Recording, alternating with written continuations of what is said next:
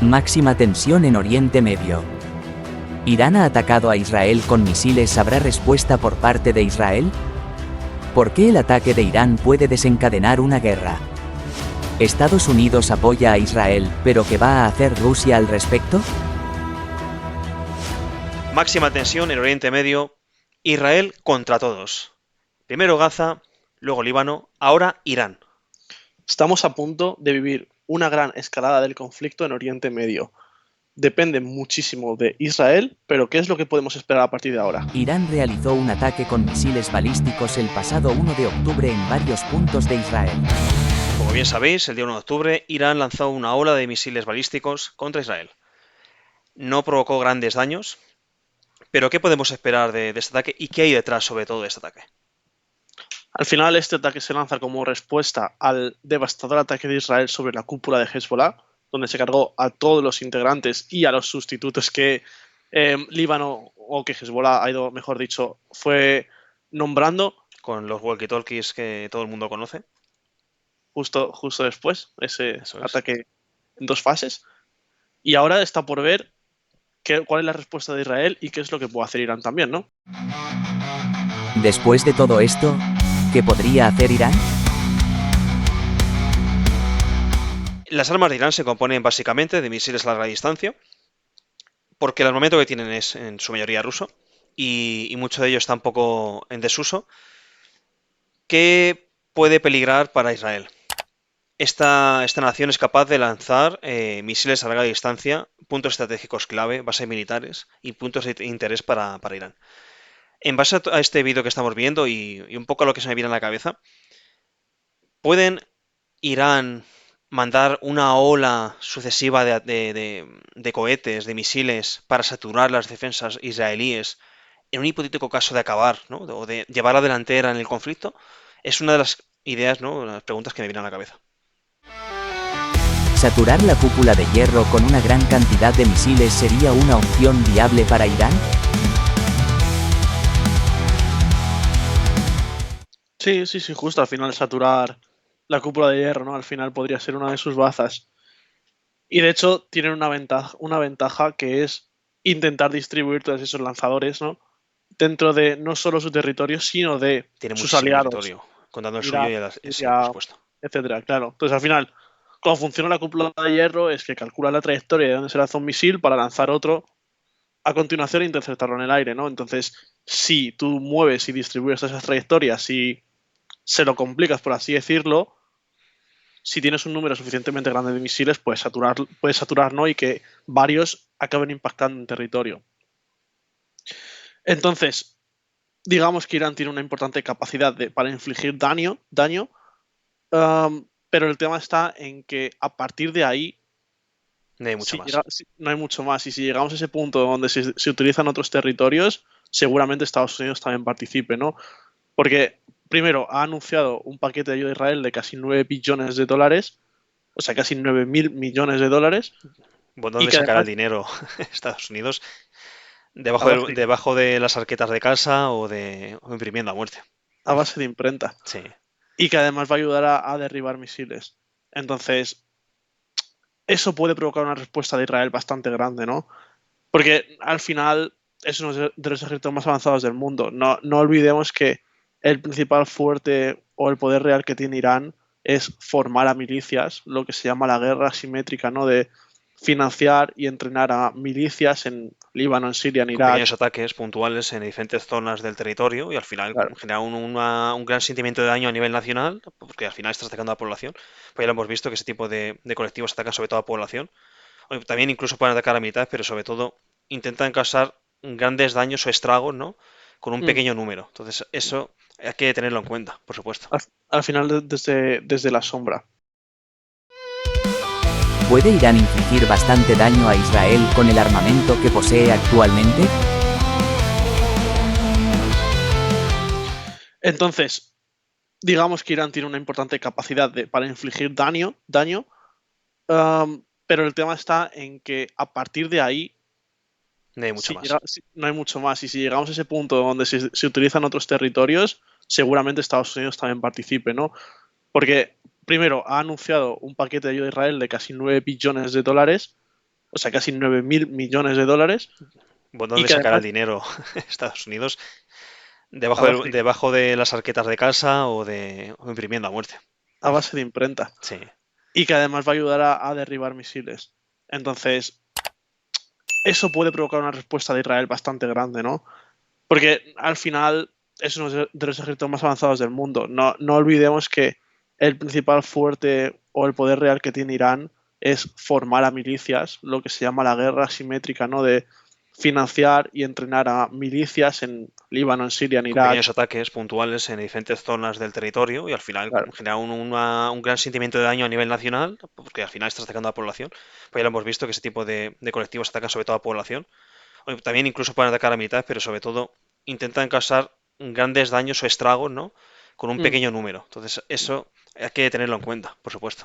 Al final desde la sombra. Después de todo esto, ¿qué podría hacer Irán?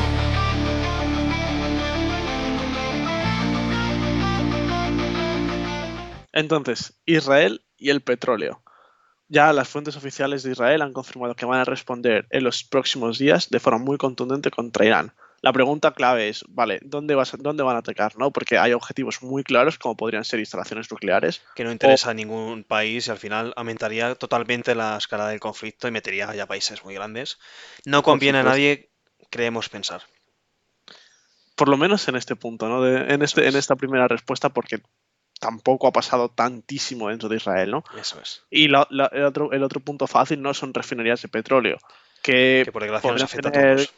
consecuencias importantes.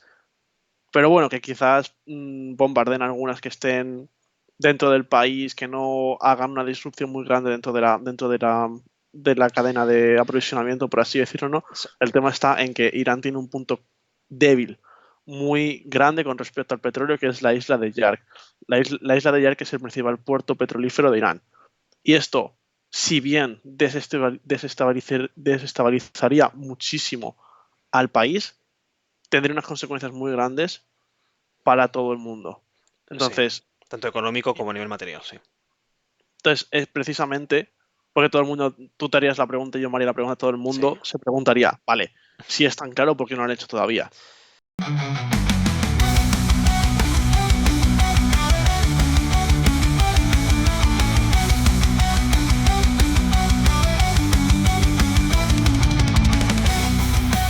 Básicamente es que por el estrecho, por ese estrecho, ¿no? Es donde, que veis en la pantalla, se transita más como el 20% del petróleo mundial y está controlado por Irán. Entonces, lo que puede provocar, no solo por el hecho de atacar esto, sino por las represalias, por así decirlo, que pudiera hacer Irán a respuesta de este bombardeo, es destruir la exportación de petróleo, básicamente de romper la cadena de aprovisionamiento de petróleo, teniendo en cuenta que en el mundo en el que vivimos es muy, muy, muy, muy dependiente del petróleo. Esto es algo que no que hay muchos intereses cruzados, por así decirlo. Y Vamos mucho a hablar. dinero de por medio. Y Hay mucho además, medio no y deja de ser un disparo en el pie también, por parte de Israel. Porque al final te termina lastrando. Un te, ataque te- así. te termina lastrando, pero si yo fuera Israel y solo pensase en Israel, yo lo haría. Porque el fin justifica los medios, todo el mundo está afectado, pero Irán no me vuelve a molestar en su vida. No, no, por supuesto, es un ataque totalmente devastador contra la economía iraní, porque depende prácticamente de esa isla.